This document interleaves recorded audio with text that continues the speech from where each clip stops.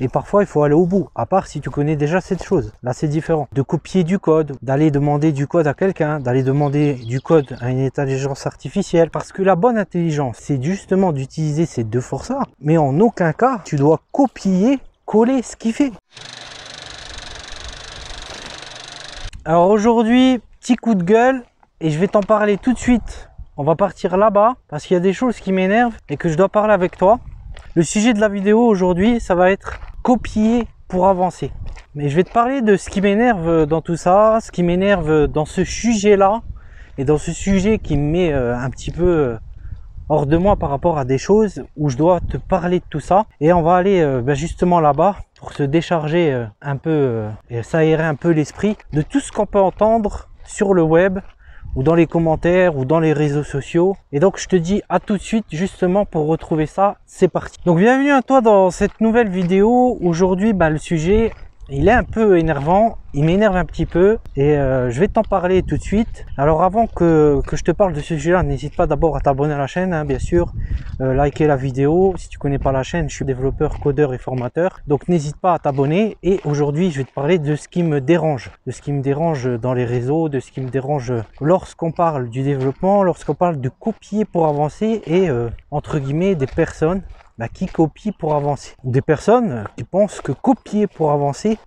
serait un souci. Des personnes qui pensent que copier pour avancer c'est une bonne chose. Et je vais te parler aussi de la deuxième chose, des personnes qui copient pour avancer, ou des personnes qui parlent de ceux qui copient pour avancer. Ce qui va pas dans tout ça, dans le fait d'avoir des personnes, parce que là j'ai quelqu'un juste derrière dans la vidéo qui passe à cheval.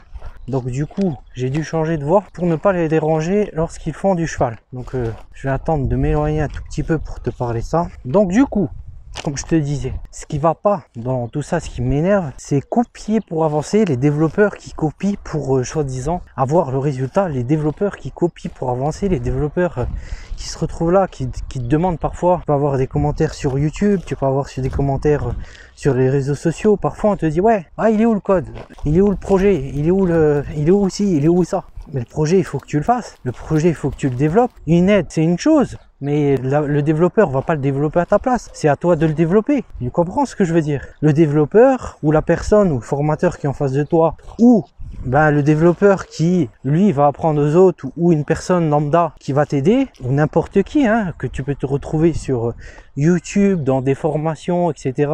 Oui, il t'apprend des choses, oui, il te montre des choses, oui, il te fait avancer, oui, tu as besoin de ses idées, tu as besoin de sa guidée entre guillemets, tu as besoin qu'il te montre comment faire. Mais en aucun cas tu dois copier, coller ce qu'il fait pour réussir dans tes projets. C'est pas comme ça que tu vas avancer. Ce que tu apprends de lui, c'est des méthodes pour comprendre, des méthodes pour pratiquer, des méthodes pour avancer. Mais si tu fais pas et tu pratiques pas ce que tu as appris, si tu fais pas ce que tu dois faire et ce que tu dois développer ou ce que tu as comme projet à faire, t'attends pas à que tu aies des résultats. Par la suite, t'attends pas un résultat pour les recrutements, t'attends pas un résultat pour tes tests techniques, t'attends pas un résultat pour la suite. Ce qu'il faut que tu suives, c'est que quand le formateur ou la personne qui est en face de toi, ou peu importe en école, ou peu importe où tu es peut-être en autodidacte, il faut que tu travailles.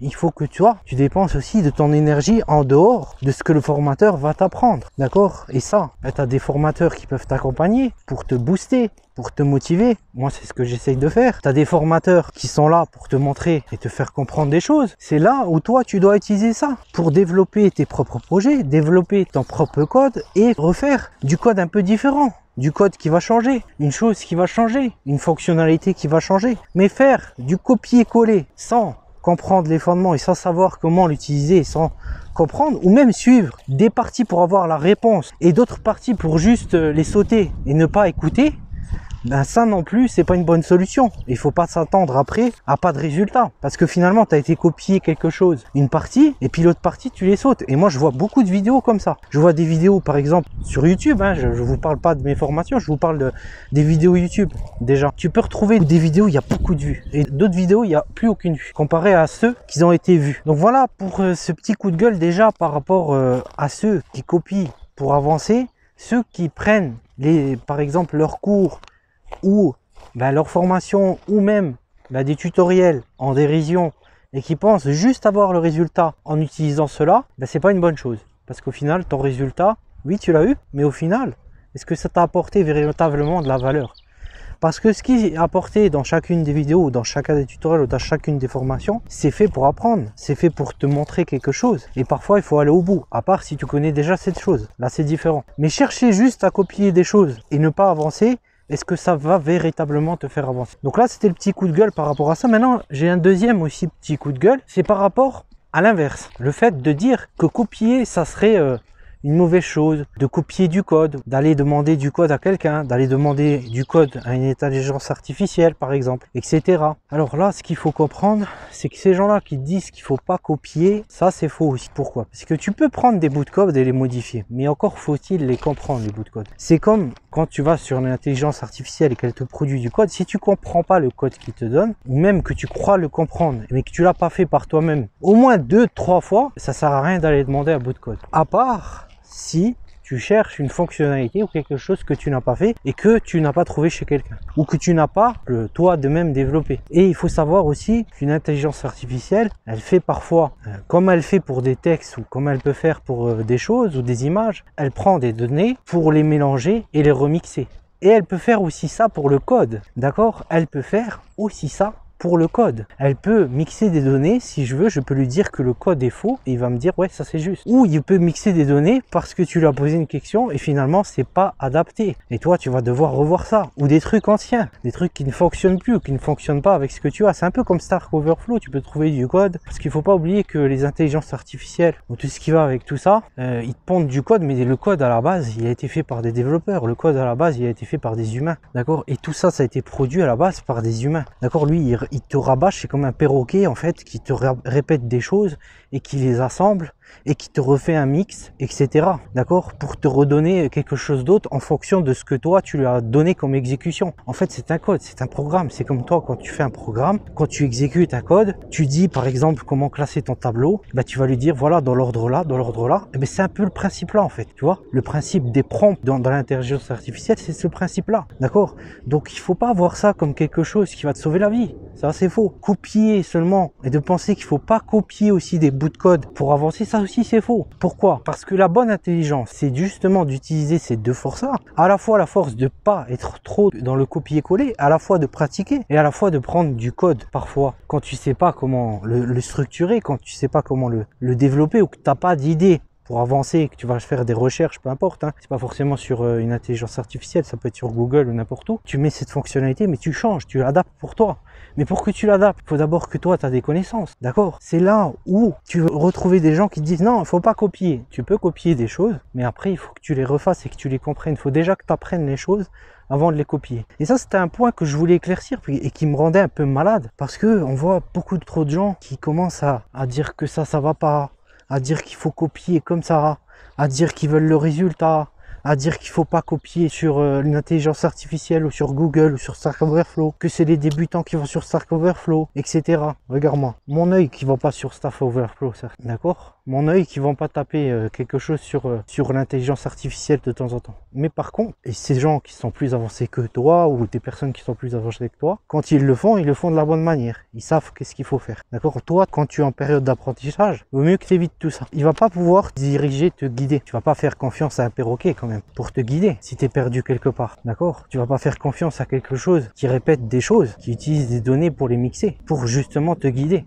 Lui, il n'a pas de guideline, d'accord? Il ne sait pas se mettre à ta place, c'est pas un être humain. Un être humain, il est fait différemment qu'un algorithme, d'accord? Même si dans le principe, un être humain fonctionne avec des fonctionnalités, on a bien compris. Mais il n'est pas un être humain comme toi, il ne saura pas t'aider comme une autre personne peut t'aider. Et ça, c'est un point à comprendre et à ne pas négliger. Voilà la bonne force qu'il faut avoir, c'est de comprendre tout ça, de comprendre que quand on met toute son idée pour le résultat, ça ne marchera pas. Quand on est un copieur né, ça ne marchera pas. Quand d'autres disent qu'il ne faut pas que tu copies pour que tu avances, ça aussi c'est faux dans un certain cas. Et dans un certain point, si toi, d'abord tu apprends, tu dois d'abord apprendre à apprendre et apprendre à comprendre avant de te lancer dans du copier pour apprendre. D'accord? Ça aussi. Par contre, prendre quelques astuces, oui, c'est toujours bénéfique. Et choisir quelqu'un qui n'est pas compétent, quelqu'un qui ne comprend pas les humains, quelqu'un qui n'est pas adapté pour les humains, quelqu'un qui est simplement un programme, je vais te demander, est-ce que tu demandes à ta calculatrice comment te guider pour faire des maths, d'accord? C'est un exemple, hein, peut-être basique, peut-être tu trouves ça banal, mais est-ce que tu demandes à ta calculatrice comment faire des maths? Pourtant, elle est capable de faire des multiplications, des soustractions. Tu lui demandes une tâche, mais tu vas pas lui demander de te faire un cours de maths, d'accord? La calculatrice, c'est un programme. Les intelligences artificielles sont des programmes. Des programmes basés sur des choses qui sont faites pour évoluer. Même s'ils évoluent, c'est quand même un programme.